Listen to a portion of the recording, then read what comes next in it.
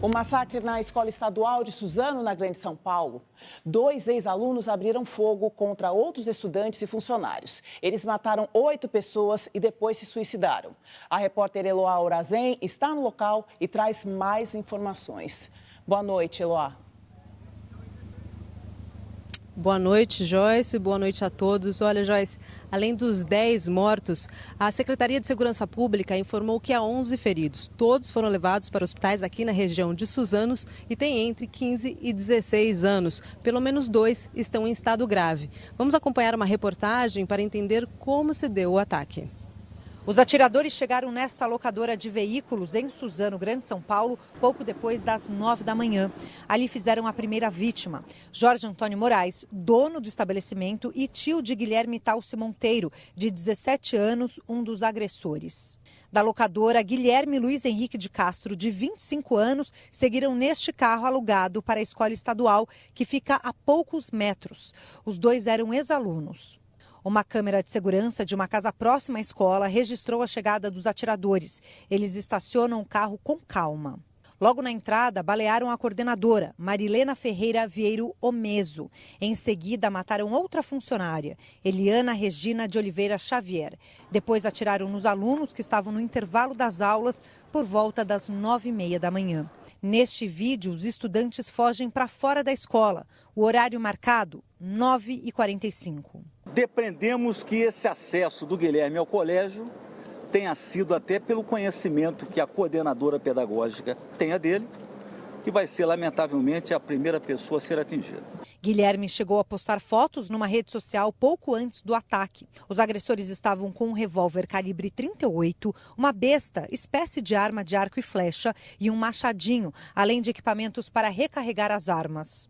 A polícia ainda encontrou garrafas que aparentavam ser coquetéis Molotov e uma mala com fios.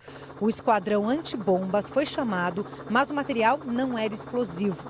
Segundo o secretário de Segurança Pública de São Paulo, o número de vítimas não foi maior porque eles foram impedidos de entrar numa sala de aula. Eles estavam prestes a entrar numa sala com dezenas de alunos.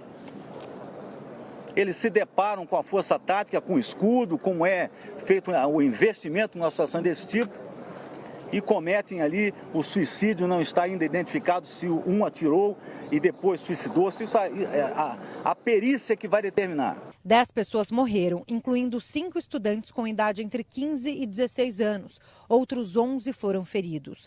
José Vitor Ramos Lemos, de 18 anos, está entre os feridos. Ele foi atingido pelo machadinho, conseguiu escapar e correr até este hospital que fica a poucos metros da escola.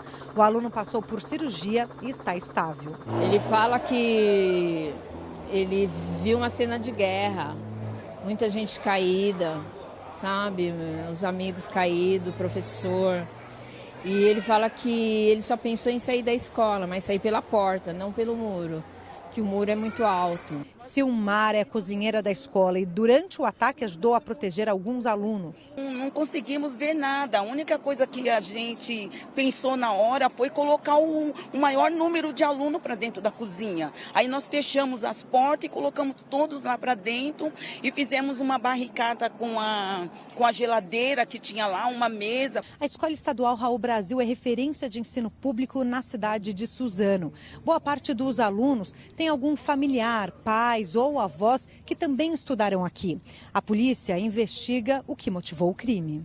O governador de São Paulo, João Dória, decretou luto oficial de 3 dias no estado. Às vítimas, aos pais destas crianças, aos familiares destas 2 funcionárias da escola e também aos pais e familiares dos homicidas, a nossa solidariedade. A cena mais triste que eu já assisti em toda a minha vida. Eu, como ministro da Educação, lamento muito esse crime bárbaro que enlutou famílias de alunos e funcionários dessa escola. E queria destacar a necessidade de enfrentarmos a violência.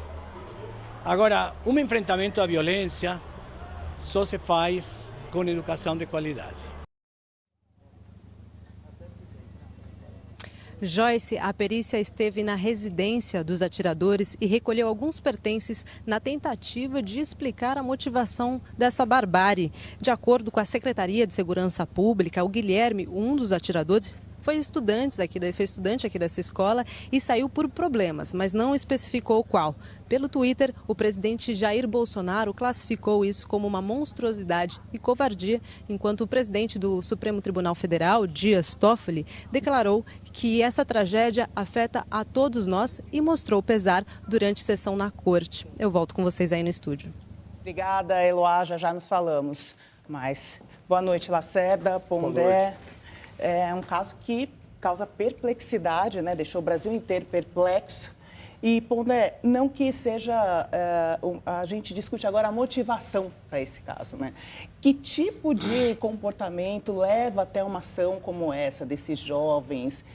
Motivação que tanto procuramos. Se a gente usar como modelo ou como referência os casos que acontecem nos Estados Unidos, já acontece há muito tempo. A gente lembra, por exemplo, do famoso caso do tiros em Columbine, que virou até um documentário muito famoso.